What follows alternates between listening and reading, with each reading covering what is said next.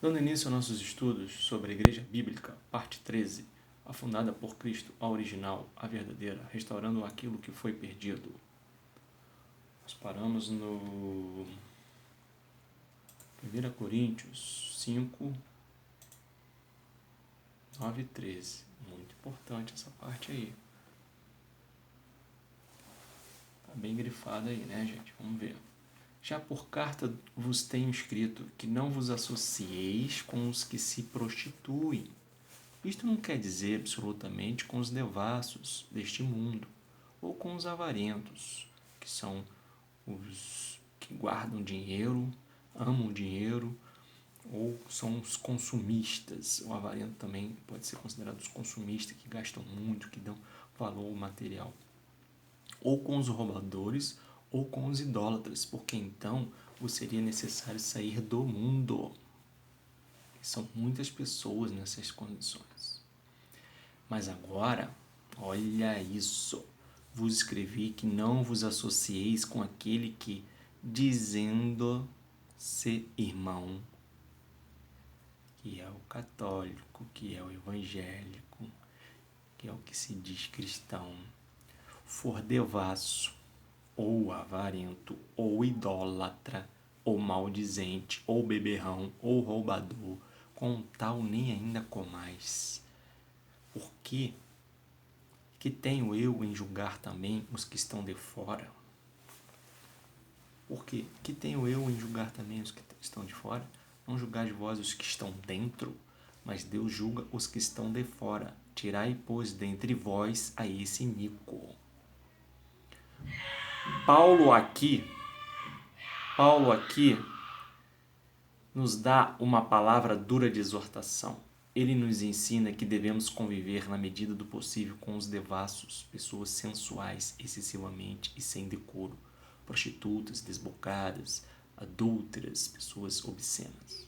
Os avarentos, amantes do dinheiro e riquezas, pessoas que ostentam e desperdiçam dinheiro com futilidades e inutilidades ou acumulam além do necessário para emergências e projetos úteis, só para terem muito dinheiro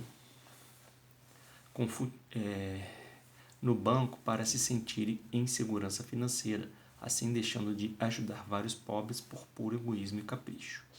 Os roubadores, que são os roubadores? Que pegam o dinheiro do próximo, seja assaltante, seja com corrupção, uma mentira, por persuasão, venda de ilusão, etc. Ou os idólatras, que são os idólatras? Pessoas que enaltecem cegamente demais uma determinada coisa ou pessoa, se fazendo escrava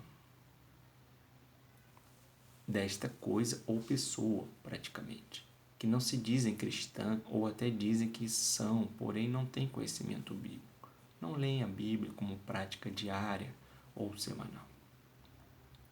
Este não sabe o que fazem e falam por ignorância bíblica, porém que devemos nos afastar do que pratica estas coisas, mas diz que é nosso irmão, que é cristão e que é estudioso da Bíblia.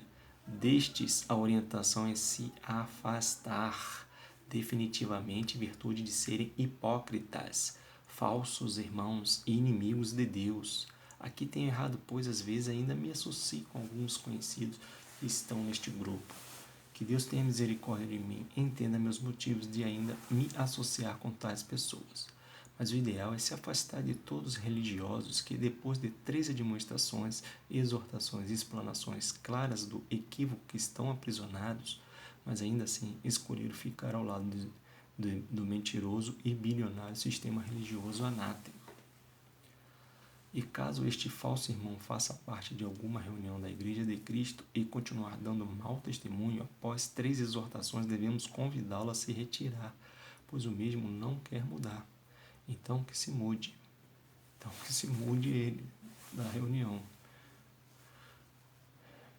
Porém, caso se arrependa verdadeiramente de coração dos erros da carne, então a igreja estará de braços abertos para recebê-lo novamente no corpo de Cristo. Então, meus amados, isso é muito sério.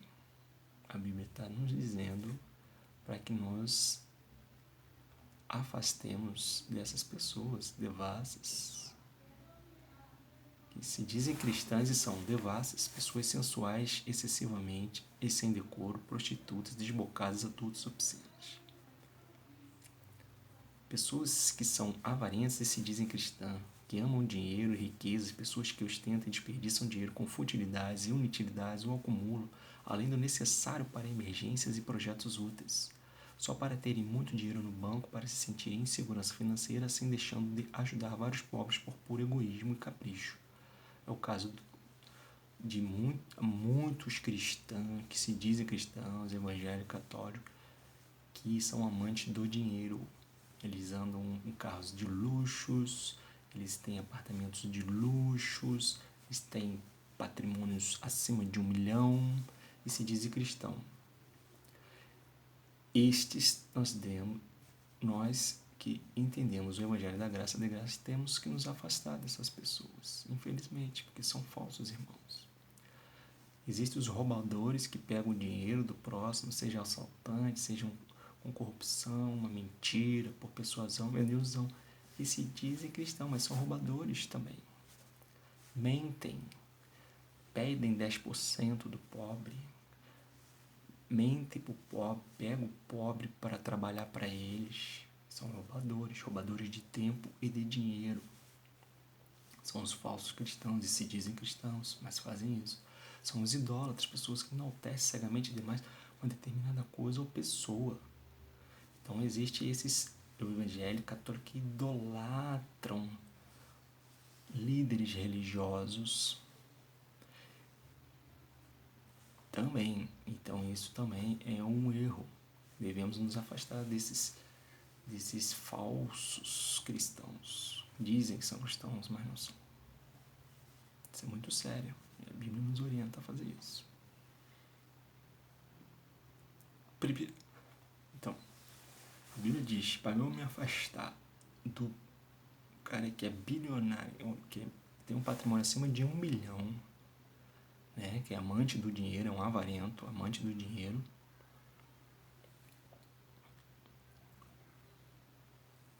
para eu me afastar de pessoas que têm patrimônio acima de 1 milhão, mas que se dizem cristãs, é falso irmão. Mas o outro que também tem essa vida, tem patrimônio acima de 1 milhão, mas não conhece a Bíblia, esses eu posso andar. Olha como é sério isso, ser religioso e estar nesse meio e praticar essas coisas. Ser devasso, sensual, andar de biquíni, mostrar corpo, se diz cristã, mas mostra corpo, a mulher anda com decote, anda com um shortinho curtinho, apertadinho, mostrando o corpo, que é malhada na academia, essas coisas todas. O outro que não entende a Bíblia e faz isso, essas coisas, eu posso andar, porque ele não tem entendimento. Então eu vou, aos poucos, não vou conviver mas posso andar com essas pessoas, posso ir com o meu exemplo de vida, mostrando para elas que aquilo ali é ruim para a vida dela, tal. Entendeu? Porém, se for religioso, se for evangélico, católico, espírita, sei lá o quê, e viver assim, eu não devo andar com essas pessoas. Isso é muito sério, gente. Isso é palavra de exortação da Bíblia, que nas religiões não se prega, não se ensina. Devemos amar essas pessoas, lógico, sempre. Amar essas pessoas não é conviver com elas, entendeu? Devemos orientá-las a demonstrar elas. Se elas quiserem ouvir, tudo bem, senão a gente não deve andar com essas pessoas, porque elas são inimigas de Cristo, estão dando mau testemunho. 1 Coríntios 6, do 9 ao 20. Não sabeis que os injustos não hão de herdar o reino de Deus?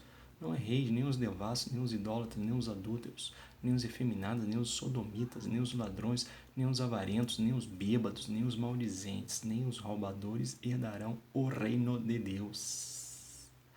E o que algum tem sido, mais haveis sido lavados, mais haveis sido santificados, mais haveis sido justificados em nome do Senhor Yahshua. E pelo Espírito do nosso Deus, todas as coisas me são lícitas, mas nem todas as coisas convêm.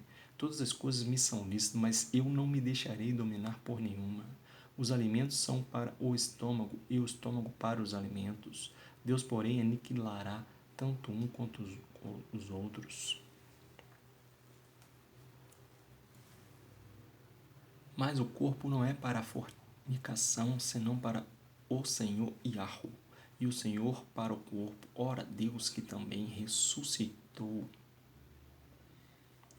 o Senhor Yahshua nos ressuscitará a nós pelo seu poder. Não sabeis vós que os vossos corpos são membros de Cristo? Tomarei, pois, os membros de Cristo e os farei membros de uma meretriz? Não, por certo. Ou não sabeis que o que se ajunta com a meretriz faz-se um corpo com ela? Porque serão, disse, dois numa só carne. Mas o que se ajunta com o Yahweh é um mesmo espírito. Fugir da fornicação. Todo o pecado que o homem comete é fora do corpo, mas o que fornica peca contra o seu próprio corpo. Ou não sabeis que o vosso corpo, nosso corpo da igreja dos cristãos é o templo do Espírito Santo, que habita em vós, proveniente de Deus, e que não sois de vós mesmos, porque fostes comprados por bom preço. Glorificai-vos, pois, a Deus no vosso corpo e no vosso espírito, os quais pertencem a Deus. Igreja nunca foi templo. Isso é bem claro na Bíblia. E os líderes religiosos não sabem o básico. Continuam falando, vamos na igreja. Você de que igreja você é? Tudo errado. Tudo ensinando errado. A igreja é o corpo de Cristo. São todas as pessoas que têm o Espírito Santo. E são templo do Espírito Santo. Paulo nos exorta mais uma vez, desta vez nos mostrando as pessoas que não poderiam herdar o reino de Deus, que começa espiritualmente dentro de nós, quando temos a mente de Cristo. Pois quem tem a mente de Cristo não pode ser injusto, devasso, idólatra, adúltero, efeminado, sodomita, ladrão, avarento, bêbado, maldizente, roubador. São obras da carne, que todos os seres humanos são passíveis de praticar. Porém, nos filhos de Deus, com a ajuda do Espírito Santo em nós, ou seja, com a mente de Cristo ativada, e fazendo sempre a pergunta a nós mesmos: em meus passos, o que faria Cristo? Podemos rejeitar as obras da carne que nos distancia do eterno Criador e de seu reino. É impossível alguém que tenha a mente de Cristo cometer obra da carne. Todo aquele que for nascido de Deus não peca, não erra, não deixa a carne o dominar. Está em 1 João, capítulo 5, versículo 18. Cristo nos deu este poder no batismo pela sua morte e ressurreição.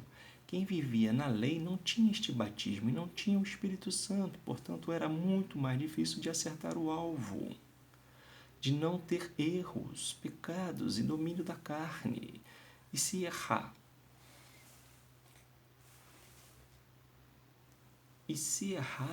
mesmo sendo um filho de Deus, é porque ainda é menino na fé e ainda está se fortalecendo em Deus.